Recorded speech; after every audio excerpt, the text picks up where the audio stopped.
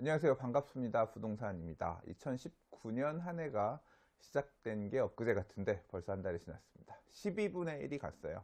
또 2월달 시작했지만 이제 명절 있고 어영부영 이렇게 지나면 2월달은 진짜 후딱 갈 것 같고요. 3월달 본격적으로 시작하면서 2019년도 이렇게 눈 깜짝할 사이에 다 지나가 버릴 것 같아요.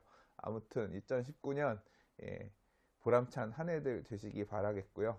잘 대응하셔가지고 2019년 연말에 가서 웃는 한 해들 되셨으면 좋겠습니다. 자, 2019년 한 해 동안 부동산 이슈들 어떤 게 있을까? 뭐 그렇게 깊이 생각은 안 해봤었는데요. 요즘 드는 생각들 좀 몇 가지 얘기를 해보면요. 일단 작년에 원래 이제 재건축 초과이익 환수 제도에 따른 재건축 분담금, 그러니까 재건축 초과이익 환수금들이 제대로 통보들이 됐었어야 되는데 안 통보되는 경우들이 많아요. 안 통보되지 않은 경우들이 많은데 이제 사업이 본격적으로 가는 단지들 중에서 이 재건축 초과이익 환수 금액들 통보하는 데들이 나오지 않을까 올해부터는. 그리고 이렇게 통보되는 금액들이 결국은 이런 재건축 투자 쪽에 심리를 더, 만약에 예상보다 적게 나온다라고 하면 재건축 쪽에 관심을 갖는 어떤 계기가 될 수도 있을 거고요. 예상보다 높게 나온다라고 하면 재건축 투자 안 그래도 부동산 경기 어려운데 심리를 많이 누그러뜨리는 그런 역할로 작용할 수 있을 거라고 생각해요. 그래서 이 재건축 초과이익 환수제도의 어떤 시장 적용, 시장이 어떻게 이제 통보되느냐 이런 부분들이 좀 하나 눈여겨봐야 될 변수일 것 같고요. 그 다음 또 하나 생각나는 건 뭐냐면 이제 작년 초에 제가 얘기했던 부분들 이런 거 있는 것 같습니다. 2018년에는 작년에 워낙 좋은 분양 물량들이 많아서 이런 분양들이 시장에 어떤 불안 요소로 계속 작용할 것 같다 그런 얘기를 했었거든요. 근데 실제로 작년에 분양하기로 했던 분양 물량들 상당수가 분양을 안 했고요. 밀렸죠. 그래서 2019년으로 넘어온 경우가 많은데 지금 보면 지금도 마찬가지입니다. 올해도 분양할 단지들 중에서 정말 좋은 곳들이 많아요. 그 중에서 이미 알려졌던 지역들, 이제 후속 분양들 이런 경우도 있지만 정말로 이제까지 사람들, 그러니까 투자자들, 전문 투자자들, 재개발, 재건축 쪽을 많이 보셨던 분들 입장에서는 어디가 좋다 나쁘다 해서 이미 알고 있던 지역이지만 일반인들, 분양하고 부동산 시장에 그렇게 밀도 있게 보지 않았던 이런 분들 입장에서는 낯설었던 지역들 중에서 분양 나오는 데들이 있을 거거든요. 이런 지역들이 시장의 재평가를 받으면서 시장의 메인 플레이어로 등극할 가능성이 있습니다. 예를 들어서 재작년 같은 경우는 신길 뉴타운의 분양이 연일 빵빵빵 터지면서 신길 뉴타운에 대한 관심, 사람들의 관심들이 굉장히 높아지면서 가격들 상승세를 되게 이끌었고, 실제로 그래서 지금 신길 뉴타운 같은 경우 대장이라고 할 수 있는 ST움이나 또는 이제 지금 지어지고 있는 신길 뉴타운 5단지 보람 SK뷰 같은 데는 가격도 굉장히 많이 올랐죠. 물론 다른 신길 뉴타운의 다른 단지들도 가격 많이 올랐던 것처럼 그런 식으로 올해도 이제 분양 제대로 된 그 뉴타운이던 아니면 그 지역에서 대장이라고 할 만한 애들이 분양에 나서기 시작하면서 그 지역의 상승세를 이끄는 그런 단지들이 나올 가능성이 있다고 생각이 돼요.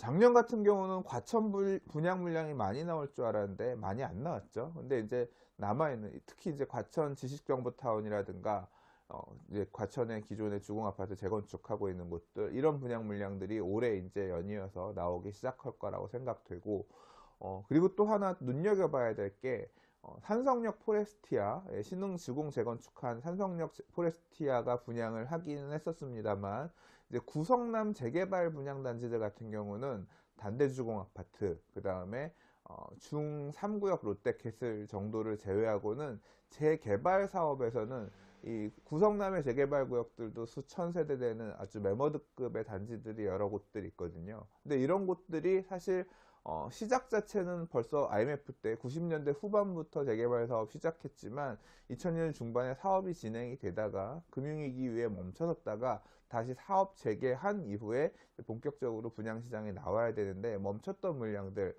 이 물량들이 이제 올해부터 또 본격적으로 분양에 나서기 시작할 거거든요. 이런 부분들 통해서 이제 이 지역에 대한 관심들도 좀 높아질 것 같아요. 제가 이제 성남을 얘기를 했지만 성남이 아니더라도 수도권의 재개발 구역들 중에서 좀 잘 알려지지 않았지만 이제 이번 분양 등을 통해서 사람들의 관심을 이끌면서 이런 식으로 시장의 흐름들, 관심들도 좀 일부 넘어갈 가능성이 있다고 생각이 돼요.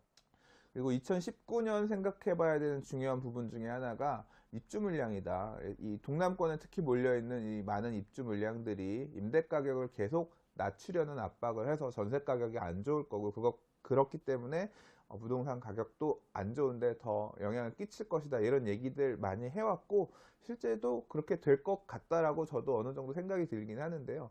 한편 또 오늘 기사 중에 보면 이런 내용도 있어요. 이 전세 가격 하락이 동남권 같은 경우는 여전히 이제 조금 안 좋은 분위기긴 하지만, 같은 강남권역에서도 서초 같은 경우는 하락폭이 오히려 많이 줄어서 좀 반등하는 모양새다, 이제 이런 얘기도 있거든요. 생각해보면 동남권의 입주 물량은 많이 있지만 또 서초구, 같은 강남이라고 하더라도 서초 쪽은 입주 물량이 상대적으로 적으면서 같은 물량 쪽이 같이 물량들이 쏟아지는 어떤 시장 하에서도 지역에 따라서 조금 다른 모양새를 보일 수도 있겠다는 생각이 듭니다. 작년에 원래 이주를 했었어야 될 거라고 생각했던 강남권역의 여러 재건축 아파트 단지들의 이주가 좀 늦춰졌다가 지금 이제 2019년부터 본격화되는 또 모양새를 보일 거거든요. 그럼 이런 멸실 수요들도 결국 시장의 임대 가격에 어떤 중요한 변수로 작용하면서 예상보다 이런 물량들이 이 멸실 물량들이 만들어지면서 예상보다 임대 가격, 전세 가격이 낮아지지 않는 지역들도 나올 수 있겠다, 이런 생각이 들고요. 그렇다는 이야기는 커뮤니티나 아니면 언론에서는 부동산 폭락이라든가 공포감을 조장하는 얘기들이 많이 나오고 있긴 하지만, 심리적으로 그런 부분을 느끼기에 진짜 그런 공포를 느끼는 그런 지역들도 나올 수 있겠지만, 그렇지 않은 지역들도 나올 수 있겠다. 2019년에 시장이 모든 지역의 집값이 그렇게 막 엄청나게 조정받고 하락받는 듯한 그런 공포감이 조성되는 분위기는 아닐 수도 있겠다, 그런 생각이 개인적으로는 듭니다. 그리고 이번 상승장에서 조금 소외되었다고 생각하시는 분들, 그러니까 내가 똑같이 움직이지 못해서 남들은 많이 올랐는데 나는 별로 어떤 이득을 챙기지 못했다라고 생각하시는 후발 투자자들, 이런 분들이 지금 시장에 좀 관심을 가지고 여전히 보고 계시는 분들이 계신 것 같은데, 그래서 보면 지금 부동산에 대한 규제가 금융 규제든 세금 규제 등 이런 부분들이 주로 이제 개인 투자들 또는 임대사업자를 내고 투자하는 이런 형태에 많이 이제 규제들이 가고 있는데, 그래서 근래 빠른 분들 같은 경우는 보면 법인을 만들어서 법인의 이름으로 부동산 투자를 하는 이제 이런 쪽에 관심을 가지고 움직이는 분들도 계시는 것 같아요. 사실 이 법인 투자라고 하는 거는 예전에 벌써 십몇 년 전에도 보통 보면 경매 투자하시는 분들, 이런 분들이 법인 만들어서 많이 투자 사고 팔고 하는 것들 하셨던 것들이 그런 건데, 이제 그런 부분들, 그 팁들이 일반 투자자들에게까지 이제 많이 좀 넘어오면서 흐름이 가고 있는 것 같기도 하고요. 그러니까 이 세제라든가 아니면 이 규제라든가 뭐 대출이라든가 이런 걸 갖다 피해 가지고 갈 수 있는 또 다른 방법이 없나, 이런 움직임들도 한쪽에선 보이는 것 같고, 또 한편으로는 규제가 없는 지역들, 그러니까 이제까지 지금 뭐 규제 지역도 있지만 비규제 지역들도 아직까지 수도권엔 많이 있잖아요. 꼭 수도권뿐만 아니라 지방 같은 경우도, 그러니까 꼭 서울이 아니라 지금 규제가 많이 가해져 있는 서울이나 인기 지역들이 아니라 다른 지역에서도 혹시 저평가된 곳이 없나 라고 하면서 이런 빠른 선행 투자자들이 그런 쪽을 살펴보려고 하는 그런 움직임들, 그런 부분들이 좀 더 많이 드러나지 않을까, 그렇게 생각이 됩니다. 결국은 이게 예전에도 있었던 일의 반복이고 재반복이고 합니다만, 그때도 이렇게 투자자들이 움직이고 그 지역에 그렇게 물건들이 거래되면서 지역의 집가가 움직이고 아파트 가격이 오르고 하면 그렇게 움직인 지역들이 추후에 투기과열지구든 아니면 뭐 조정 대상 지역이든 규제 지역으로 들어가면서 규제가 계속 확대되는 그런 영향을 규제가 확대되는 모양을 보였거든요. 그래서 2019년에도 어떤 그런 현상들이 발생할 가능성이 상당히 높지 않나, 그렇게 개인적으로 생각이 되고요. 자, 이런 변화 속에서 여러분들께서는 어떤 선택을 할 것이냐, 그건 이제 여러분들이 판단하고 결정하셔야 될 몫이겠죠.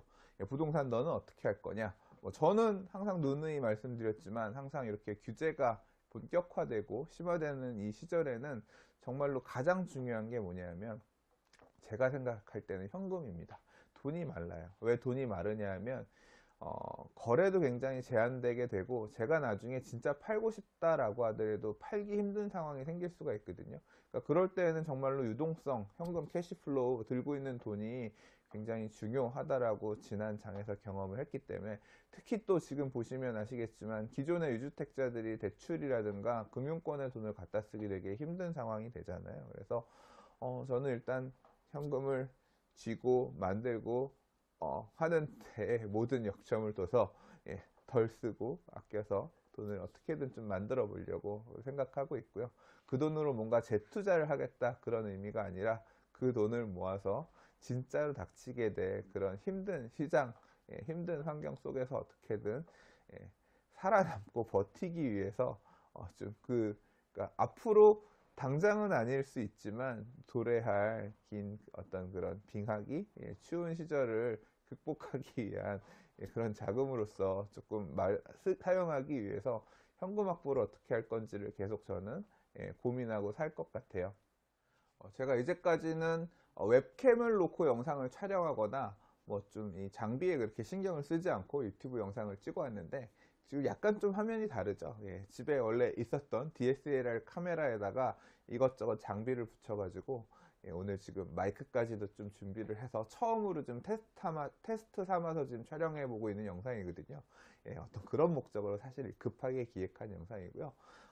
올해는 이렇게 좀 장비가 약간 좀 업그레이드 될 수도 있을 것 같으니까 뭐 2019년 어려운 시장이고 참 난해한 시장이기도 하죠. 그래서 뭐 저의 의견도 중요하지만 그것보다 다른 시장의 참여자들, 다른 분들은 어떻게 생각을 하고 계시나 또는 또 관심 있을 만한 새로운 부동산 관련된 이슈들 이런 얘기들을 제 이야기도 전할 수 있겠지만 또 다른 시장 참여자들의 얘기들도 전하는 어떤 채널로서 부동산 TV를 활용해 보려고 합니다.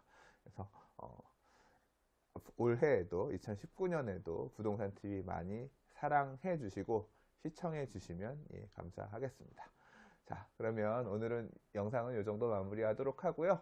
명절 잘 쉬시고 명절 전에 몇 개 영상 더 올라가긴 할 거예요. 그리고 나서 구정 이후에 또 다른 부동산 이슈 얘기들 가지고 찾아뵙도록 하겠습니다. 좋아요와 구독하기는 사랑입니다. 감사합니다. 부동산이었습니다.